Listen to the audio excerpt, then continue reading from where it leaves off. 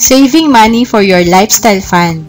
Hello everyone, this is Roan Celis Capistrano of 1 Million Club.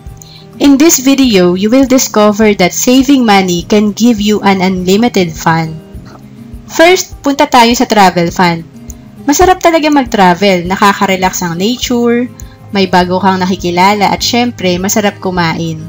Unfortunately, majority kapag nagta-travel, kinukuha sa sweldo ang fund. Kaya after ng bakasyon, butas na naman ang bulsa. Tipid-tipid uli. Pero alam mo bang may magandang strategy para makapag-travel ka ng libre? Magbigay tayo ng halimbawa. For example, ang target mo ay makapag-travel every quarter na may 20,000 budget. That's 80,000 per year.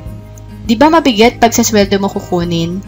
Kaya ang strategy ay mag-ipon at mag-invest ka muna ng 10,000 a month for 5 years. Pag ginawa mo yan, you will be able to raise travel fund of 800,000 after 5 years. Sabihin na natin kumikita ang travel fund mo ng 10% per year. So, meron kang 80,000 per year na kita. Ang kinita ng fund mo ang gastusin mo pang travel. Yan ang tinatawag na money working for you. Pwede ka na makapag-travel every quarter basta i-maintain mo yung 800,000 fund mo.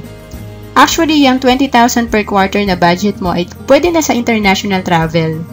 Sa second sample natin, mas mura kasi ang target travel fund mo per quarter is 5,000.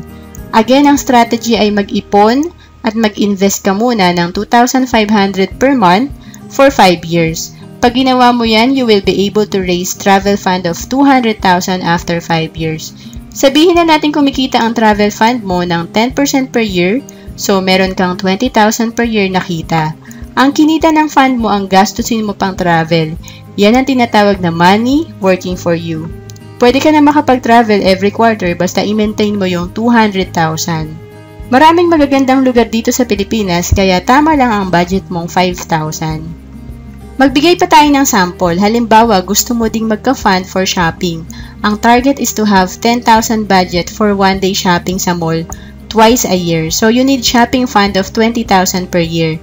Kagaya ng second sample natin, to raise 200,000, you need to save and invest 2,500 per month for 5 years. Sabihin na natin kumikita ang fund mo ng 10% per year, so meron kang 20,000 per year na kita. Ang kinita ng fund mo ang gastusin mo pang shopping. Yan ang tinatawag na money working for you. I hope marami kayong natutunan sa video na to. Sabi nga, save money and money will save you. Financial independence is not a dream. It's a decision. If you want to learn more, you may visit the link below.